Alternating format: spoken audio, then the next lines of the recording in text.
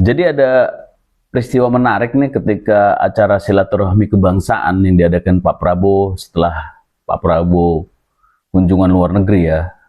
Di sini ada peristiwa-peristiwa menarik yang terjadi ya. Salah satunya adalah Pak Wapres atau Gibran ya pulangnya itu satu mobil dengan bapaknya, dengan Pak Jokowi, pakai mobil BMW ya, pulang bersama. Nah ini kita bahas ya. Assalamualaikum warahmatullahi wabarakatuh. Kembali lagi ke channel Rusen 98.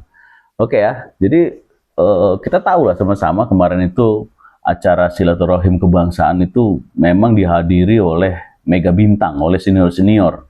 Di mana salah satu yang hadir di sana ya itu bisa mempengaruhi perubahan politik Indonesia. Karena di situ dihadiri oleh ketua-ketua partai, dihadiri mantan wapres, dihadiri mantan presiden, dihadiri pengusaha-pengusaha besar, dihadiri ya tokoh-tokoh politik yang memang dianggap memiliki pengaruh dan memiliki kekuatan. Ya suaranya masih bisa didengar dan bisa mempengaruhi tatanan bernegara gitu ya. Nah, di situ yang unik, ada seorang anak muda bernama Gibran, posisi dia sebagai wapres, duduk di sana di antara senior-senior. Ada bintang di antara mega-mega bintang gitu ya. Nah, itulah Gibran. Ya, ini ya yang saya katakan ya salah satu hal yang orang lain tidak akan merasakan. Ya, peristiwa-peristiwa pergolakan sejarah yang memang ya sangat minoritas orang bisa merasakan hal itu. Nah, posisi Gibran masuk pada sejarah pergolakan tersebut. Ya, mau tidak mau dia harus melewati sejarah ini. Dan di dalam pertemuan tadi malam, pasti Mas Gibran belajar. Disitulah dia melihat gimana seorang pemimpin mempersatukan bangsanya, memanggil tokoh-tokoh besar, memanggil tokoh-tokoh yang luar biasa, memanggil ketua-ketua partai, duduk bersama silaturahmi dengan energi dan vibrasi yang positif. Dia duduk, dia tenang dengan gayanya yang simple, dia amati itu semua peristiwa tersebut, dia pelajari. Dia bisa lihat psikologi orang-orang hebat. Ya, dia bisa tertular dari frekuensi kehadiran orang-orang hebat tersebut, masuk diserap energinya oleh Mas Gibran. Gitu ya, dan masuk ke pikiran bawah sadar dia yang masih muda itu. Ya, yang akan merubah mindsetnya, yang akan merubah cara pandangnya ketika nanti ya, suatu saat dia memimpin. Dan kalau untuk kita lihat secara gaya ya, style yang dilakukan oleh Mas Gibran ini, Mas Gibran tetap menunjukkan gaya dia, tenang, kalem, ya kan di hadapan orang-orang tokoh-tokoh hebat Indonesia ini, tenang, kalem, ya dengan style anak mudanya dia tunjukin. Itu bisa dikatakan ya sebagai representatif anak muda gitu. Ya, menjadi sebuah inspirasi kepada anak muda untuk terlibat pada politik yang positif. Orang-orang yang masih lurus, tidak ada tendensi apapun, memiliki bisa dikatakan gelasnya belum penuh lah, masih bisa belajar, masih bisa mengembangkan diri adalah anak-anak muda. Ya.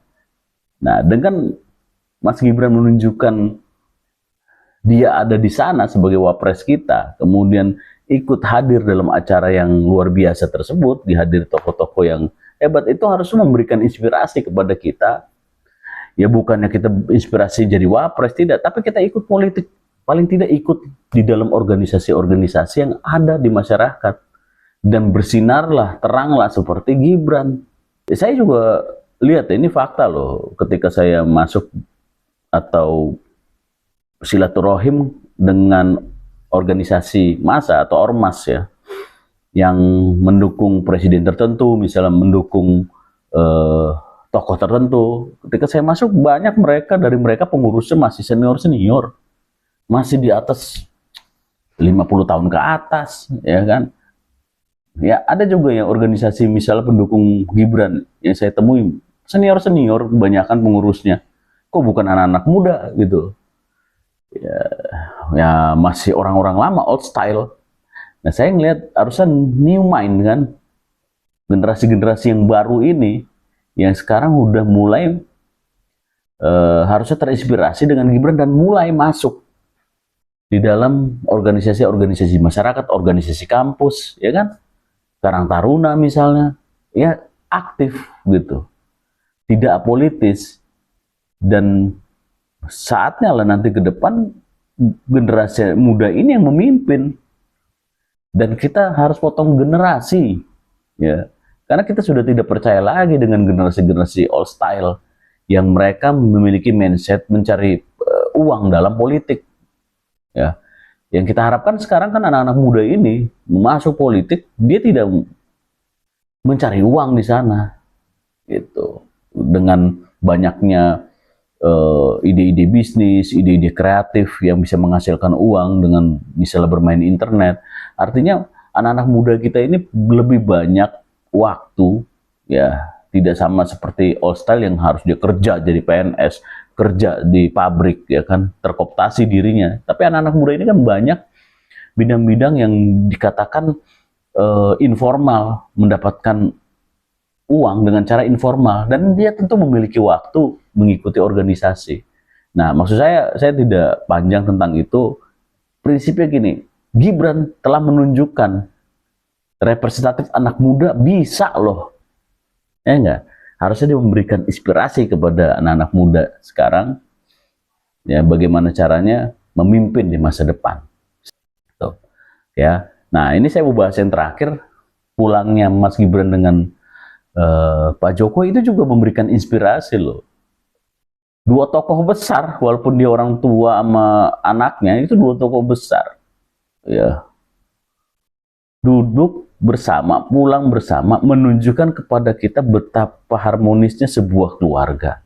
Coba bayangin, kalau Anda jadi Gibran, ya, beruntung sekali mendapatkan mentor politik yang bisa dikatakan pemain catur handal, Pak Joko Widodo, yang setiap konsultasi tidak pernah kalah, ya.